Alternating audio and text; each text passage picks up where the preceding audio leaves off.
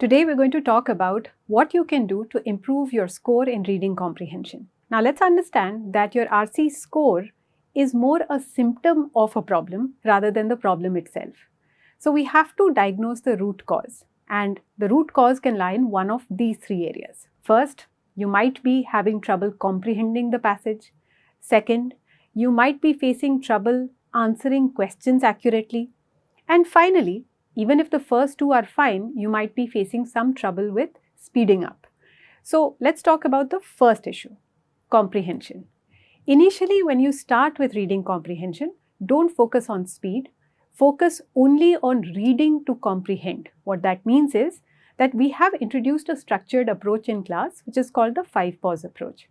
Make sure that you follow it diligently. Once you have read the passage, take your time. Maybe jot down the main idea of the passage if you can. In addition, pay attention to the transition words. Now, what are transition words? These are words such as nonetheless, nevertheless, but, however. These words will generally tell you whether the next paragraph or the next sentence is opposing the previous one or whether it is adding to it. The transition words actually play a pretty important role in comprehension, so just make a note of them while you're reading. Another thing that gets in the way of comprehension is getting stuck on certain phrases or words. Now, it's always possible that you might not really understand every phrase or word, which is fine. Nevertheless, what you need to do is to see if you can figure out the meaning of the sentence as a whole, and even if that is complicated, focus on the meaning of the paragraph as a whole. And if you do this, then on the whole, your comprehension worries should be taken care of. Now, let's come to the second issue. A lot of times, students say that I have no trouble comprehending the passage, but somehow I get the answers wrong. What is going on here is that a lot of times, when you start answering questions, you start answering them intuitively. So even there is a structure or a method that you need to follow. Step 1, when you read the question, understand what the question is asking you. It could be a specific detailed question, it could be a critical reasoning question, or it could be a main idea question as well. So if you're not really sure of what the question is asking you, then you may not be using the right technique to answer it.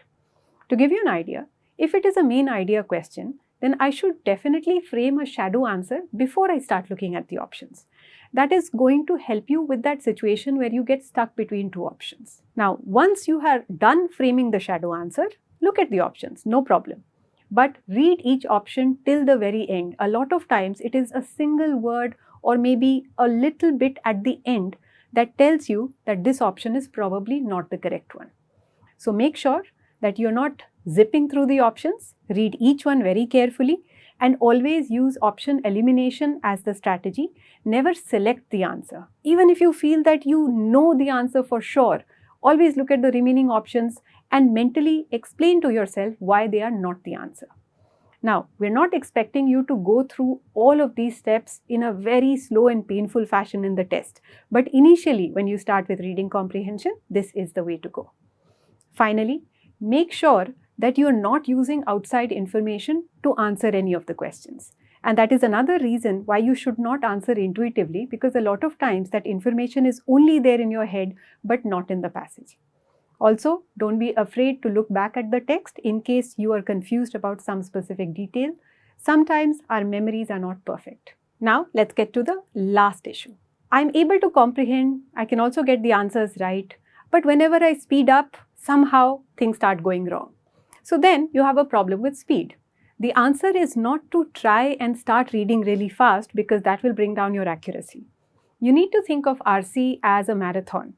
You start slow, and you gradually gain speed. And it will happen automatically for a lot of us. The reason that our reading becomes faster over time is that we become familiar with more words and expressions, so your comprehension improves. Also, you need to internalize the 5-pause approach. So instead of actually pausing and writing down notes after each paragraph, you need to start making mental notes. Even when you have to jot down the main idea at the end, maybe just jot down 2 or 3 words instead of writing an entire sentence. When creating a shadow answer, again, it has to happen in your own head rather than on paper. So all of these elements will automatically contribute to speed. But apart from that, you have to make sure that just like learning any other skill, you have to practice consistently. That means solve a passage every day or read every day. Because if you're not doing that, then you're going to go back to step 1. And maybe you'll start facing issues in accuracy or comprehension all over again. So, once you have picked up on the first 2 skills, make sure that you do not lose that progress. You need to read a little bit. It really does not matter what you read. Start with something easy. Start with something that you find interesting. It can be a newspaper, it can be a magazine, it can be a novel. And for those of you who do not read at all, it could even be a comic book as long as you're reading it in English and it has decent language. So, the best way to improve your RC score is practice, practice and practice. Happy reading!